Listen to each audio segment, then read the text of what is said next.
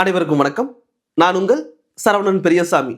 ரீசெண்டா குரூப் 4 உடைய சிலபஸ் பாத்தீங்கன்னா சேஞ்ச் பண்ணிட்டாங்க. மாற்றம் செய்யப்பட்ட சிலபஸ்ல பகுதி 7 பாத்தீங்கன்னா நம்மளுக்கு தமிழ் இலக்கியம் மற்றும் உரைநடை பத்தி சில டாபிக் கொடுத்துருக்காங்க. அதுல நம்ம இன்னைக்கு யாரை பத்தி பார்க்க போறோம்னா கண்ணதாசன். இவரை பற்றி முழு நூட்குறிப்பு, அதாவது பழைய புத்தகம், புது புத்தகம், அது மட்டும் இல்லாம ப்ரீவியஸ் இயர் கொஸ்டின் லாஸ்ட் 10 இயர்ஸ்ல பாத்தீங்கன்னா கண்ணதாசனை பற்றி என்னென்ன கேள்விகள் கேட்டாங்களோ எல்லாமே பாத்தீங்கன்னா இந்த ஒரே வீடியோல டீடைலா டிஸ்கஸ் பண்ண போறோம். வாங்க கண்ணன்ட்டுக்குள்ள போலாம். கண்ணதாசன் இவருடைய பெற்றோர் பாத்தீங்கன்னா சாத்தப்பன் விசாலாட்சி. கண்ணதாசன் அவருடைய பெற்றோர் பாத்தீங்கன்னா சாத்தப்பன் விசாலாட்சி. அவருடைய இயற்பெயர் என்னன்னு கேட்டாங்கன்னா கண்ணதாசனுக்கு முத்தையா. சரிங்களா? கண்ணதாசனுடைய அவருடைய இயற்பெயர் என்னன்னு கேட்டாங்கன்னா முத்தையா என்ற இயற்பெயர் கொண்டவர். சிவகங்கை மாவட்டத்தில் உள்ள காரைக்குடிக்கு அருகில் இருக்கக்கூடிய சிறுகூடல்பட்டி அப்படிங்கிற இடத்துல தான் பாத்தீங்கன்னா கண்ணதாசனுடைய ஊர். கண்ணதாசன் அவர் பிறந்தது எங்கன்னு கேட்டாங்கன்னா சிவகங்கை மாவட்டம். எக்ஸ்ட்ரா வேணா இந்த ஞாபகம் வச்சுக்கோங்க, காரைக்குடி. சரிங்களா? காரைக்குடிக்கு அருகில் இருக்கக்கூடிய எங்க சிறுகூடல்பட்டி அப்படிங்கிற ஒரு சின்ன ஊர்ல தான் பாத்தீங்கன்னா கண்ணதாசன் பிறக்கிறார். எப்போது பிறக்கிறார் அப்படின்னு பார்க்கும்போது 24/6/1927. சரிங்களா? 1927 6வது மாதம் 24வது தேதி. சரிங்களா? தேதி பாத்தீங்கன்னா 24/6/1927. இறப்பு பாத்தீங்கன்னா 17/10. சரிங்களா? அக்டோபர் 17 1981 பாத்தீங்கன்னா அவருடைய இறப்பு. இதுல முக்கியமானது பாத்தீங்கன்னா கண்ணதாசன் அவருடைய ஊர் பாத்தீங்கன்னா சிறுகூடல்பட்டி. இது பாத்தீங்கன்னா ப்ரீவியஸ் இயர் கொஸ்டின் ஒருக்கா கேட்டிருக்கிறாங்க. சரிங்களா? ரொம்ப முக்கியமானது. அவருடைய ஊர் பாத்தீங்கன்னா சிறுகூடல்பட்டி. இயற்பெயர் நல்லா பார்த்துங்க, முத்தையா என்ற இயற்பெயர் கொண்டவர் தான் யாருன்னு கேட்டாங்கன்னா கண்ணதாசன். இவருக்கு பல்வேறு புனைப்பெயர்கள் உண்டு. இந்த புனைப்பெயர் இதழ்கள் இது பாத்தீங்கன்னா ரிப்பீட்டட் கொஸ்டின் ஏரியா. சரியா? கண்ணதாசனை பத்தி பார்க்கும்போது அவருடைய புனைப்பெயர்கள் இருந்து அடிக்கடி கொஸ்டின் கேட்பாங்க. அது மட்டும் இல்லாம இதழ்கள். சரிங்களா? நிறைய இதழ் பாத்தீங்கன்னா ஆசிரியராக பணியாற்றி இருப்பார் கண்ணதாசன். அதுல இருந்து நமக்கு கொஸ்டின் கேட்கறதுக்கு அதிகமான வாய்ப்புகள் இருக்குது. ஏன்னா நிறைய நம்மளுக்கு ஆப்ஷன் வைக்கும் போது நமக்கு சில இடத்துல தடுமாறுவோம்ல, அதனாலதான் பாத்தீங்கன்னா இந்த கொஸ்டினா கேட்கறதுக்கு வாய்ப்புகள் அதிகம் அப்படின்னு சொல்றாரு. புனைப்பெயர்கள்: காரை முத்து புலவர், வணங்காமுடி, கமகப்பிரியா, துப்பாக்கி, பார்வதிநாதன், சரியா, ஆரோக்கியசாமி. இது எல்லாமே பாத்தீங்கன்னா கண்ணதாசன் அவருடைய புனைப்பெயர்கள். காரை முத்துப்புலவர், வணங்காமுடி, கமகப்பிரியா, துப்பாக்கி, பார்வதிநாதன், ஆரோக்கியசாமி. இது எல்லாமே பாத்தீங்கன்னா கண்ணதாசன் அவருடைய புனைப்பெயர்கள். இதழ்கள் அப்படின்னு பார்க்கும்போது தென்றல், முல்லை, அவருடைய பெயரா இருக்கக்கூடிய கண்ணதாசன் பெயர்லயே பாத்தீங்கன்னா இதழ் வச்சிருக்கிறார். கண்ணதாசன், தமிழ் மலர், சண்டமாருதம், திருமகள், திரையொலி, தென்றல் திரை. திருமகள், திரையொலி, தென்றல் திரை. சரிங்களா? இதழ்கள் அப்படின்னு பார்க்கும்போது தென்றல், முல்லை, கண்ணதாசன், தமிழ் மலர், சண்டமாருதம், திருமகள், திரை ஒளி, தென்றல் திரை. இது எல்லாமே அவருடைய இதழ்கள். அடுத்தது ஒரு முக்கியமான ஒரு கீ பாயிண்ட்ங்க, கேட்க வாய்ப்புள்ள கொஸ்டின். தமிழக அரசின் அரசவை கவிஞராக இவர் இருந்திருப்பாரா அப்படின்னு கேட்டா கண்டிப்பா. சரிங்களா? கண்ணதாசன் பாத்தீங்கன்னா 1978 பாத்தீங்கன்னா, சரிங்களா, அப்ப இருக்கக்கூடிய முதல்வர் யாருன்னு கேட்டாங்கன்னா எம்ஜிஆர். எம்ஜிஆர் பாத்தீங்கன்னா 1977 பாத்தீங்கன்னா அவர் வின் பண்றாருங்க. சரிங்களா? அசம்பிளி எலெக்ஷன்ல வின் பண்ணி என்னவா மாறுறாரு? சிஎம்ஆ வராரு. சிஎம்ஆ வந்தோடையுமே அதற்கு அடுத்த வருடம் 1978 தமிழ்நாடு அரசின் அரசவை கவிஞராக கண்ணதாசனை நியமனம் செய்கிறார். யாருன்னு கேட்டாங்கன்னா எம்ஜி ராமச்சந்திரன் என அழைக்கப்படுகிற எம்ஜிஆர் அவர்கள். சரிங்களா? சிஎம் எம்ஜிஆர் அவர்கள் 1977 பாத்தீங்கன்னா வின் பண்ணி என்னன்றாரமா சிஎம் ஆக பதவி ஏற்கிறாரு. அதற்கு அடுத்த வருடம் 1978 பாத்தீங்கன்னா தமிழ்நாடு அரசின் அரசவை கவிஞராக கண்ணதாசனை நியமனம் செய்கிறார். இவர் தான் தமிழ்நாடு அரசின் முதல் அரசவை கவிஞரா அப்படின்னு ஒரு கொஸ்டின் கேட்டாங்கன்னா கிடையாது. சரிங்களா? நாமக்கல் கவிஞர் என்று அழைக்கப்படுகிற வே ராமலிங்கனார் அவர் தான் பாத்தீங்கன்னா தமிழ்நாடு அரசின் முதல் அரசவை கவிஞர். சரிங்களா? நாமக்கல் கவிஞர் இருப்பார் பாத்தீங்களா, வே ராமலிங்கனார். அவர் தான் பாத்தீங்கன்னா தமிழ்நாடு அரசின், சரியா, தமிழ்நாடு அரசின் முதல் அரசவை கவிஞர். ரொம்ப ரொம்ப முக்கியமான ஒரு பாயிண்ட்ங்க.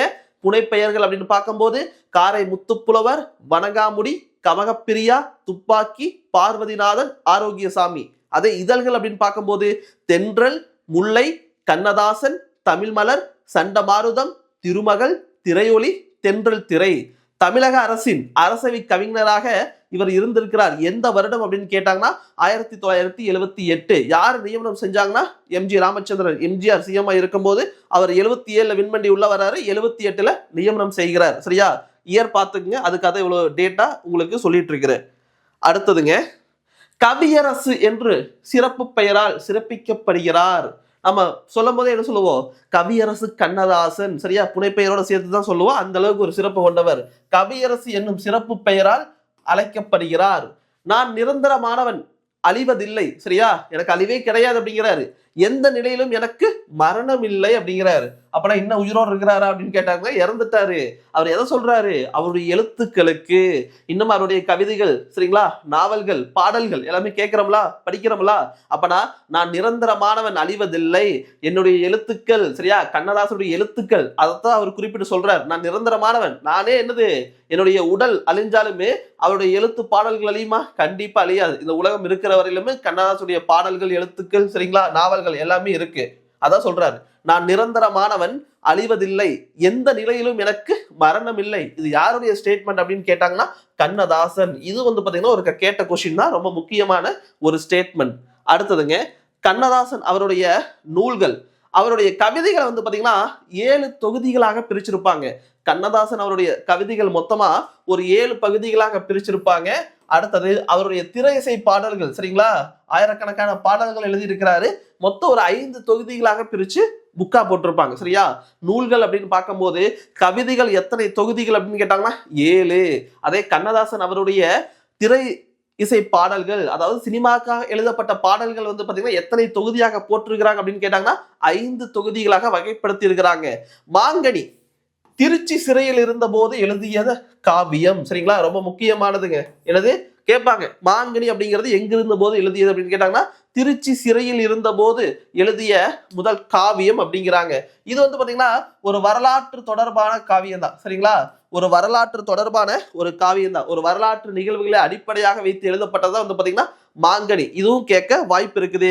எப்ப அப்படின்னு கேட்டாங்கன்னா 1954ங்க, 1954 தான் பாத்தீங்கன்னா மாங்கனி எழுதியிருப்பார். அந்த காவியம், அந்த வரலாற்று நிகழ்வுகளை வைத்து எழுதும் போது அவர் எங்க இருந்தாருன்னு கேட்டாங்கன்னா திருச்சி சிறை.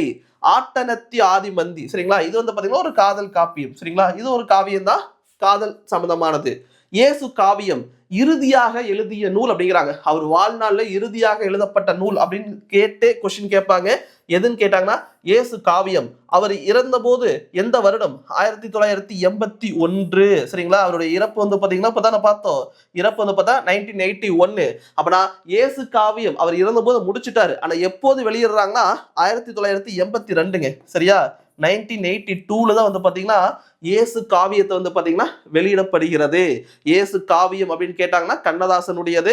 அவர் வாழ்நாளில் இறுதியாக எழுதிய நூல் அப்படின்னு கேட்டாங்கன்னா எது, இயேசு காவியம் தான். சரிங்களா, அவர் வாழ்நாளில் இறுதியாக எழுதிய நூல் அப்படின்னு கேட்டாங்கன்னா இயேசு காவியம் தான். அவர் இறப்பு 1981, இயேசு காவியம் வெளியிடப்பட்டது 1982. இறந்த அடுத்த வருடம் தான் பாத்தீங்கன்னா அந்த நூலை பாத்தீங்கன்னா வெளியிடப்படுகிறது. அடுத்தது அவருடைய சில முக்கியமான நாவல்கள். பல்வேறு நூல்கள் இருக்குது, ஆனா இருந்தாலும் ரொம்ப முக்கியமானது எக்ஸாம் பாயிண்ட் ஆஃப் வியூல மட்டும் தான் உங்களுக்கு கொடுத்திருக்கிறேன். சேரமான் காதலி ஏன் ரொம்ப முக்கியமானதுன்னா சாகித்ய அகாடமி பரிசு பெற்றது. கண்ணதாசனுடைய எந்த நூல் பாத்தீங்கன்னா சாகித்ய அகாடமி விருது வாங்குச்சு அப்படின்னு கேட்டாங்கன்னா சேரமான் காதலி. இது பாத்தீங்கன்னா ஒரு நாவல் பேஸ் பண்ணது. எந்த வருடம் அப்படின்னு கேட்பாங்க, 1980ங்க. சரிங்களா, 1980ல பாத்தீங்கன்னா சேரமான் காதலி அப்படிங்கிற ஒரு நாவலுக்காக இவருக்கு பாத்தீங்கன்னா சாகித்ய அகாடமி விருது கிடைச்சிருக்குது. அது மட்டும் இல்லாம குமரிக்கண்டம் அப்படிங்கிற ஒரு நாவல் எழுதுறாரு. அது பாத்தீங்கன்னா லெமூரியா கண்டத்தை காட்டுவது. சரியா, அதாவது பாத்தீங்கன்னா குமரி கண்டத்துக்கு, அதாவது பெருகக்கூடிய குமரிக்கு கீழே லெமூரியா கண்டம் இருந்ததற்கான ஒரு சான்றா எடுத்துக்கிட்டு அது ஒரு கூற்றா எடுத்து என்ன குமரி கண்டம் அப்படிங்கிற ஒரு நாவலை பார்த்தா எழுதியிருப்பாரு.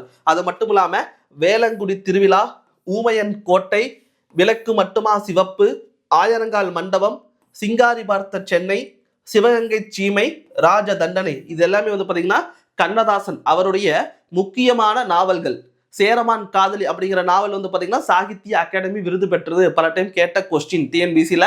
எந்த வருடம் அப்படின்னு கேட்கும் போது 1980. சரிங்களா, இயரோட பாத்துக்குங்க. குமரி கண்டம் லெமூரியா கண்டத்தை பற்றி சொல்லுவது.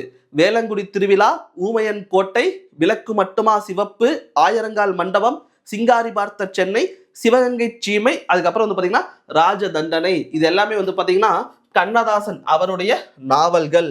அடுத்தது சில முக்கியமான உரைநடை நூல்கள். சரிங்களா? அர்த்தமுள்ள இந்து மதம். சரிங்களா? தத்துவ விளக்கத்தை பற்றி சொல்லக்கூடியது வந்து பாத்தீங்கன்னா அர்த்தமுள்ள இந்து மதம். அது மட்டும் இல்லாம வனவாசம் மனவாசம் அப்படின்னு சொல்லி தன் வரலாற்று நூலில் எழுதியிருப்பார். சரிங்களா? அவருடைய வரலாற்று வாழ்க்கை குறிப்பை பத்தி வனவாசம் மனவாசம் அப்படிங்கிற பெயர்ல வந்து பாத்தீங்கன்னா எழுதியிருக்கிறாரு. கண்ணதாசன் அவருடைய முதல் திரை இசை பாடல் பலாயிரக்கணக்கான பாடல் எழுதியிருப்பாரு. அதுல முதல் பாடல் எதுன்னு கேட்டாங்கன்னா கலங்காதிரு மனமே அப்படிங்கிற ஒரு பாடல் தான். சரியா? கண்ணதாசன் அவருடைய முதல் திரை இசை பாடல் அப்படின்னு கேட்டாங்கன்னா கலங்காதிரு மனமே. அவர் வாழ்க்கையில் எழுதப்பட்ட இறுதியாக எழுதப்பட்ட ஒரு திரை இசை பாடல் அப்படின்னு கேட்டாங்கன்னா கண்ணே கலைமானே. சரிங்களா? யாருடைய படம்? மூன்றாம் பிறை கமல் நடிச்சிருப்பாரா? அந்த படத்துல வரக்கூடிய அந்த பாடல் தான் கண்ணே கலைமானே பாடல் இருக்கும் பாத்தீங்களா? கண்ணதாசன் அவருடைய இறுதி பாடல். சில முக்கியமான மேற்கோள் வரிகளை கொடுத்திருக்கிற இதுல இருந்து நமக்கு கொஸ்டின் அடிக்கடி கேட்டுக்கிட்டே இருப்பாங்க. சரிங்களா? முக்கியமான மேற்கோள் வரிகள். போற்றுவார் போற்றட்டும் புழுதி வாரி தூற்றுவார் தூற்றட்டும் தொடர்ந்து செல்வேன். யாரு என்ன வேணாலும் என்னை சொல்லிட்டு போறாங்க, என்ன விமர்சனம் வேணாலும் வச்சுட்டு போறாங்க, ஆனா என்னுடைய வேலை கவிதை எழுதுவது பாடல் எழுதுவது, என்னுடைய வேலையை நான் பார்த்துட்டு போயிட்டே இருப்பேன் அப்படிங்கிறார். என்னது? போற்றுவார் போற்றட்டும் புழுதி வாரி தூற்றுவார் தூற்றட்டும் தொடர்ந்து செல்வேன். யார் என்ன சொன்னாலுமே நம்ம வேலையை நம்ம பார்த்துக்கிட்டே இருக்குன்னு அதைத்தான் வந்து பாத்தீங்கன்னா சிம்பிளா சொல்லிட்டு போயிட்டாரு. ஆடையின்றி பிறந்தோம் ஆசையின்றி பிறந்தோமா? சரிங்களா? பிறக்கும் போது ஆடை இல்லை, ஆனா வாழ்க்கை வாழும் போது நம்மளுக்கு ஆசை இல்லாம இருக்குதா? எல்லாத்துக்கும் ஏதோ ஒரு கனவு ஆசை கண்டிப்பா இருக்கு. ஆசை இருந்தா மட்டும்தான் அடுத்த கட்டத்துக்கு போகவும் முடியும். சரிங்களா? அடுத்தது சாவே உனக்கு ஒரு நாள் சாவு வந்து சேராதோ தெய்வமே உண்மையாம் தேம்பி அளவையாமோ. சரிங்களா? இது ஒரு பாடல். யாருக்காக எழுதியது அப்படின்னு கேட்டாங்கன்னா நேரு இறந்த போது. சரிங்களா? 1964 அப்போ வந்து பாத்தீங்கன்னா நேரு என்னவா இருப்பாரு? இந்தியாவுடைய பிரைம் மினிஸ்டரா இருந்திருப்பாரு. அவர் இறந்த போது அவருக்கான ஒரு இரங்கல் பாடலாக எழுதியிருப்பார். சரிங்களா? நேரு இறந்த போது அவருக்கான ஒரு இரங்கல் பாடல் யார் எழுதுனாங்க அப்படின்னு கேட்டாங்கன்னா கண்ணதாசன். அந்த பாடல வரக்கூடிய ஒரு இடையில வரக்கூடிய ஒரு வரிகள் தான். சரியா? சாவே உனக்கு ஒரு நாள் சாவு வந்து சேராதோ அப்படின்னு சொல்லி போட்டு ஒரு உருக்கமான ஒரு பாடல் யாருக்காக எழுதியிருக்கிறார் அப்படின்னு கேட்டாங்கன்னா நேரு. சரிங்களா? இந்தியாவுடைய பிரைம் மினிஸ்டர் நேரு இறந்த போது அவருக்காக எழுதப்பட்ட ஒரு இரங்கற்பா அப்படிம்பாங்க. சரியா? போற்றுவார் போற்றட்டும் புழுதிவாரி தூற்றுவார் தூற்றட்டும் தொடர்ந்து செல்வேன். இது ஒரு மேற்கோள் பாடல். ஆடையின்றி பிறந்தோம் ஆசையின்றி பிறந்தோமா? இது ஒரு முக்கியமான மேற்கோள். சாவே உனக்கு ஒரு நாள் சாவு வந்து சேராதோ இது வந்து பாத்தீங்கன்னா நேரு இறந்த போது பாடியது. அடுத்து பள்ளி புத்தகத்தில் இருக்கக்கூடிய ஒரு முக்கியமான வரிகளை வந்து பாத்தீங்கன்னா இங்க பார்க்கலாம். சரியா? பள்ளி புத்தகத்தில் இருக்கக்கூடிய முக்கியமான பாடல் வரிகள் யாருடையது அப்படின்னு பார்த்தா யாருடையது? கண்ணதாசன் அவருடையதுதான். சரியா? முதல் வந்து பாத்தீங்கன்னா தமிழ் உணர்வு அதற்காக சொல்லப்பட்ட சில பாடல் வரிகள். செந்தமிழ் சொல்லெடுத்து இசை தொடுப்பேன் வண்ண சந்தத்திலே கவிதை சரம் தொடுப்பேன். சரிங்களா? என்னது? செந்தமிழ் சொல்லெடுத்து இசை தொடுப்பேன் வண்ண சந்தத்திலே கவிதை சரம் தொடுப்பேன் அப்படிங்கிற பாடல் எதற்குண்டானது அப்படின்னு கேட்டாங்கன்னா தமிழ் உணர்வை பற்றி சொல்லக்கூடியது. அடுத்தது வாழ்வியல் சிந்தனைக்காக எழுதப்பட்ட ஒரு பாடல் வரிகள். வாழ்க்கை என்றால் 1000 இருக்கும் வாசல் தோறும் வேதனை இருக்கும். சரிங்களா? நம்ம வாழ்க்கையில 1000 பிரச்சனை இருக்கு, ஆனா வீடுதோறும் என்ன கண்டிப்பா என்ன இருக்கு? சில கஷ்டங்கள் இருக்கு அப்படிங்கிறாரு. வந்த துன்பம் எதுவென்றாலும் வாடி நின்றால் ஓடுவதில்லை. பிரச்சனையை பார்த்துட்டு பயந்துட்டு அப்படியே ஒரு இடத்துல இருந்துட்டா பிரச்சனை சால்வ் ஆயிருமா? கண்டிப்பா ஆகாது. அதான் சொல்றாரு, வந்த துன்பம் எதுவென்றாலும் வாடி நின்றால் ஓடுவதில்லை. எதையும் தாங்கும் இதயம் இருந்தால் இறுதி வரைக்கும் அமைதி இருக்கும். எதுவா இருந்தாலும் அதை நம்ம தாங்கி அடுத்தது என்ன பண்ணணும் அப்படிங்கிறத பேஸ் பண்ணோம்னா கண்டிப்பா நம்ம கையில என்ன இருக்குமாமா? அமைதி அப்படிங்கிற ஒண்ணு கண்டிப்பா நம்ம கையில இருக்கு அப்படிங்கிறாரு. யாரு? கண்ணதாசன். அடுத்த ஒரு கொஸ்டினுங்க. பசுமை மாறா நினைவு. எல்லாருமே வந்து பாத்தீங்கன்னா பள்ளி கல்லூரிகள் முடிச்சிருப்போம். பள்ளி கல்லூரிகள் முடிச்சா அடுத்தடுத்த பள்ளிகளுக்கும் கல்லூரிகளுக்கு மாறும்போது நண்பர்களை பிரிவோம்களா? அந்த பிரிவுக்காக எழுதப்பட்ட ஒரு பாடல் வரிகள் தான் வந்து பாத்தீங்கன்னா இது. பசுமை நிறைந்த நினைவுகளே பாடித் திரிந்த பறவைகளே பழகி கழித்த தோழர்களே பறந்து செல்கின்றோம் நாம் பறந்து செல்கின்றோம் எந்த ஊரில் எந்த நாட்டில் என்று காண்போமே. சரிங்களா? இது எப்ப பார்ப்போமே அப்படிங்கிறத தெரியாது. ஒவ்வொரு வந்து பாத்தீங்கன்னா பள்ளி முடிச்சுட்டு வேற ஒரு பள்ளிக்கு போவாங்க, பள்ளிகள் முடிச்சுட்டு கல்லூரிக்கு போவாங்க, கல்லூரிகள் முடிச்சு வேலைக்கு போவாங்க. வாழ்க்கை வந்து பாத்தீங்கன்னா எல்லாத்துக்கும் தனிப்பட்ட ஒரு முறையில் இருக்கக்கூடியதா. அப்பனா இனி எப்ப நம்ம திரும்பி பார்ப்போம்னே தெரியாது. எந்த ஊர்ல எந்த நாட்டுல எப்ப நாம இனி காண்போம் அப்படிங்கிறதே தெரியாது. அப்படிங்கிற மாதிரி ஒரு கொஸ்டின் மார்க்கா வச்சு நண்பர்களுடைய பிரிவை பத்தி சொல்லியிருப்பார். அது மட்டும் இல்லாம பொது உடைமைக்காக ஒரு பாடல் எழுதியிருப்பார். பொதுவாவே நிறைய பாடல் எழுதியிருப்பாங்க. அதுல பொது உடைமைக்கான ஒரு பாடலை கொடுத்திருக்கிறாங்க. சுரண்டல் வறுமை ஆகியன நீங்கவும் சமத்துவம் ஓங்கவும் பொதுமை உணர்வே ஏற்றது. என்னது? சுரண்டல் வறுமை ஆகியவை நீங்கவும் சமத்துவம் ஓங்கவும் பொதுமை உணர்வே ஏற்றது என்பதனை கண்ணதாசன் வலியுறுத்தி சொல்லியிருக்கிறாரு. அதுக்கு என்ன பாடல் அப்படின்னு கேட்டாங்கன்னா, எல்லாரும் எல்லாமும் பெற வேண்டும், இங்கு இல்லாம இல்லாத நிலை வேண்டும், வல்லான் பொருள் குவிக்கும் தனியுடைமை நீங்கி வர வேண்டும் இந்த திருநாட்டில். சரிங்களா? எல்லாரும் எல்லாமும் பெற வேண்டும், இருக்கக்கூடிய எல்லா மக்களுக்கும் எல்லாமே கிடைக்கணும், இங்க இல்லாம இல்லாத நிலை வேண்டும், யாருக்கு எதுவுமே இல்லை அப்படின்னு சொல்லக்கூடிய நிலை இருக்குது. சரியா? எதுவுமே இல்லை அப்படின்னு சொல்லக்கூடிய நிலையே இருக்கக்கூடாது. அடுத்தது வல்லான் பொருள் குவிக்கும் தனியுடைமை, ஒருத்தர் மட்டுமே பொருள் குவிக்கக்கூடிய தனியுடைமை நீங்கி வர வேண்டும். இந்த நாட்டில் வந்து பாத்தீங்கன்னா எல்லாத்துக்கும் எல்லாம் கிடைக்கணும், இல்லாத நிலை அப்படின்னு இருக்கவே கூடாது, ஒருத்தர் மட்டுமே பொருள் குவிக்கக்கூடிய நிலை வந்து பாத்தீங்கன்னா இந்த திருநாட்டில் இருக்கக்கூடாது அப்படின்னு சொல்லி போட்டு பொது உடைமை கருத்துக்களையும் வலியுறுத்துகிறார். கடைசியா வந்து பாத்தீங்கன்னா ஓசை நயத்திற்காக ஒரு பாடல் வரிகளை கொடுத்திருப்பாங்க. உழவர் பெருமக்களின் இல்லத்தை எழுகின்ற பல்வேறு ஓசைகள் இயைபை தொடையும் இசை நயமும் ஒத்து ஒலிக்கின்றன. அதாவது உழவர் பெருமக்கள், வேளாண் குடிகள், அவங்களுடைய வாழ்க்கை நிகழ்வுகளை வச்சுட்டு ஒரு பாடல் எழுதுறாரு. அந்த பாடல் எப்படி எழுதுறாருன்னா ஓசை நயத்தோட. எப்படி சொல்லியிருப்பாரு பாருங்க. காலை மணியோசை களத்து மணி நெல்லோசை வாழை இளையோசை வஞ்சியற்கை வளையோசை தாளை மடலோசை தாய தயிர் மத்தோசை கோழி குரலோசை குலவியர் வாய் தேனோசை. இது மாதிரி பாடல் வரிகள். இந்த பாடலாம் வந்து பாத்தீங்கன்னா ரொம்ப டீப்பெல்லாம் பார்க்க வேணாம், ஜஸ்ட் புக்ல இருக்குது, நாம் என்ன பண்ணலாம், ரீட் பண்ணிக்கிட்டா போதுமானது. அடுத்ததுங்க 2012 இருந்து 2024 வரையிலும் டிஎன்பிசியில கேட்கப்பட்ட கொஸ்டின் வந்து பார்த்தா கீழே கொடுத்துருக்கிற ஒவ்வொரு கொஸ்டினா என்னன்னு டீட்டெயிலா பார்க்கலாம். முதல் கொஸ்டினுங்க, பின்வரும் நூல்களுள் கண்ணதாசன் எழுதாத நூல் அப்படின்னு கேட்கிறாங்க. இயேசு காவியம் கண்ணதாசனால் எழுதப்பட்டதுதான். திருக்கை வழக்கம் எங்காச்சும் பார்த்தோம்களா? கொஸ்டின் வைங்க. தைப்பாவை அவருடையதான், கள்ளக்குடி அவருடையதான். இந்த திருக்கை வழக்கம் அப்படின்னு கேட்டாங்கன்னா யாருடையது? கம்பர். ஏர் எழுவது சிலை எழுவது திருக்கை வழக்கம் இதெல்லாம் யாருடையதுங்க? கம்பர். அப்படின்னா இந்த இடத்துல கம்பருடையதான் சொல்லியிருக்கிறாங்க. இந்த இடத்துல எழுதாத நூல் அப்படின்னு கேட்டா எதுங்க? திருக்கை வழக்கம். ஆப்ஷன் பி தான் வந்து பாத்தீங்கன்னா சரியான விடையும் கூட. அடுத்த கொஸ்டினுங்க, பின்வருவனவற்றில் கவிஞர் கண்ணதாசன் இயற்றாத நூல். மீண்டும் ஒரு நூலுங்க, 1000 தீவு அங்கையர் கண்ணி, அது அவருடையதான். சரிங்களா? 1000 தீவு அங்கையர் கண்ணி அவருடையதான். ராச தண்டனை ரொம்ப முக்கியமான ஒரு நாடகம், உங்களுக்கு அங்க சொல்லியிருக்க மாட்டேன், இங்க கொஸ்டின்ல 2 இடத்துல வருது, அதனாலதான். சரியா? அடுத்தது மாங்கனி, அது யாருடையதுங்க? இவரு தான், நம்ம இப்பதானே பார்த்தோம். அடுத்தது கொய்யாக்கனி, சரியா? இது யாருடையதுன்னு கேட்டா இவருடையது கிடையாது. யாருங்க? பாவலேறு பெருஞ்சித்திரனார். சரியா? கொய்யாக்கனி யாருடையது? 10th புக்ல கொடுத்துருப்பாங்களா? பாவலேறு பெருஞ்சித்திரனார் அவருடைய நூல் தான் வந்து பாத்தீங்கன்னா கொய்யாக்கனி. பொருந்தாதது ஆப்ஷன் டில இருக்கக்கூடிய கொய்யாக்கனி. மீதி எல்லாமே வந்து பாத்தீங்கன்னா கண்ணதாசன் அவருடையதுதான். அடுத்தது ராச தண்டனை, இந்த நாடகத்துடைய யார் எழுதுனது?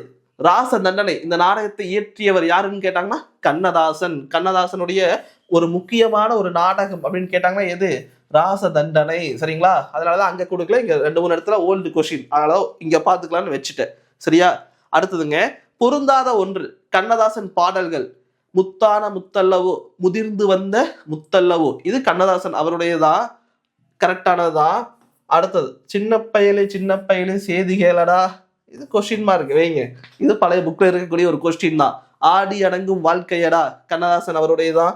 அதுவும் அந்த பறவை போல வாழ வேண்டும், இது அவருடையதான். இந்த சின்ன பையில சேதிகளடா, இது யாருடைய பாடல் அப்படின்னு கேட்டாங்கன்னா பட்டுக்கோட்டை அவருடையது. சரியா? பட்டுக்கோட்டை கல்யாண சுந்தரனார் அவருடைய பாடல் தான் வந்து பாத்தீங்கன்னா சின்ன பயலே சேதி கேளடா, பட்டுக்கோட்டையார் அவருடைய பாடல். அப்பனா ஆப்ஷன் பி தான் வந்து பாத்தீங்கன்னா சரியான விடை. இது மட்டும் தான் பொருந்தாதது, மீது எல்லாமே வந்து பாத்தீங்கன்னா கண்ணதாசன் அவருடையது.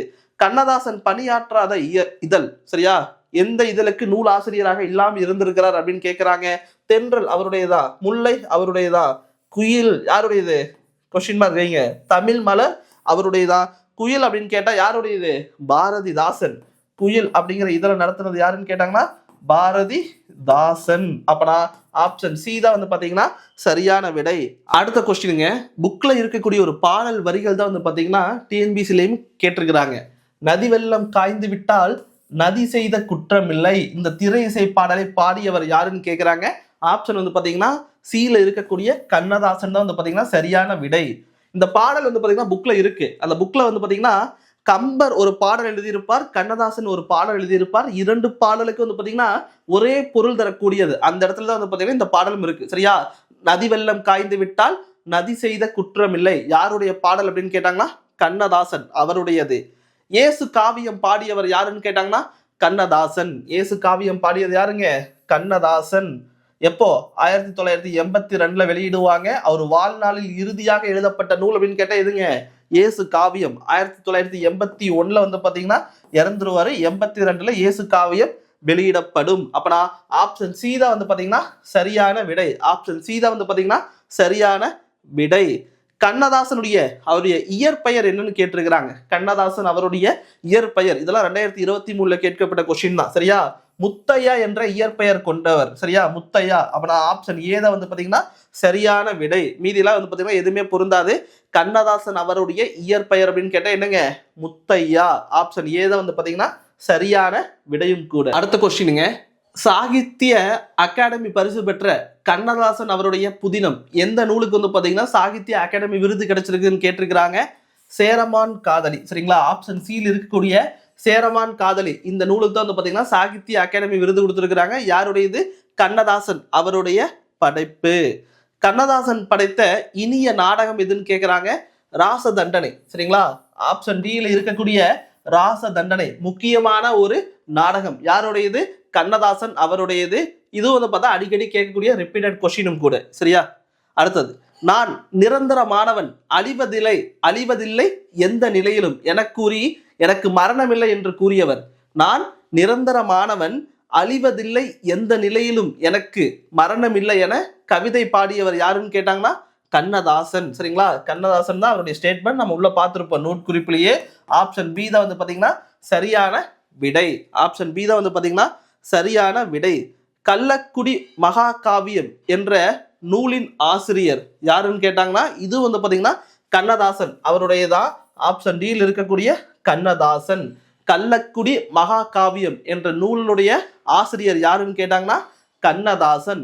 இதோட வந்து பாத்தீங்கன்னா கண்ணதாசனை பற்றி முழு நூட்குறிப்பு, அதாவது பழைய புத்தகம், புது புத்தகம், அது மட்டும் இல்லாம புத்தகத்து வெளியே இருக்கக்கூடிய சில முக்கியமான தகவல்கள் எல்லாமே வந்து பாத்தீங்கன்னா இந்த ஒரே வீடியோல கொடுத்தாச்சு. தொடர்ந்து வீடியோ வந்துகிட்டே இருக்கு. வீடியோ பாருங்க. வீடியோ பார்த்துட்டு அப்படியே போயிடாதீங்க. கொஞ்சம் வீடியோ பார்த்துட்டு கமெண்ட் பண்ணுங்க. உங்களுக்கு எது மாதிரி வீடியோ வேணும்னு கேளுங்க. நீ அடுத்தது ஜிஎஸ்க்கு நம்ம வீடியோ கொடுக்க போறோம். பைலிங்கோல தான் இருக்கு. அதனால பிரச்சனையே கிடையாது. இங்க வந்து பாத்தீங்கன்னா இங்கிலீஷ் மீடியம், தமிழ் மீடியம் அந்த பாகுபாடுலாம் கிடையாது. ஜிஎஸ் உங்களுக்கு ரொம்ப டேட்டா ரொம்ப டீட்டெயிலாவே கொடுப்பேன். புக்கை தாண்டி ஏகப்பட்ட தகவல் வந்து பாத்தீங்கன்னா ஜிஎஸ்ல கொடுப்பேன். சரியா? நான் கொடுக்கக்கூடிய அந்த ஜிஎஸ்க்கு உண்டான மெட்டீரியல் வந்து பாத்தீங்கன்னா எந்த அளவுக்கு இருக்குன்னு கேட்டாங்கன்னா குரூப் 1க்கு படிக்கிற அளவுக்கு டேட்டா உங்களுக்கு கொடுப்பேன். அதனால வந்து பாத்தீங்கன்னா குரூப் 4க்கு ஈஸியா உங்களால என்ன பண்ண முடியும்? ஆன்சர் பண்ண முடியும். தொடர்ந்து வீடியோ பார்த்து சப்போர்ட் பண்ணுங்க. தேங்க்யூ.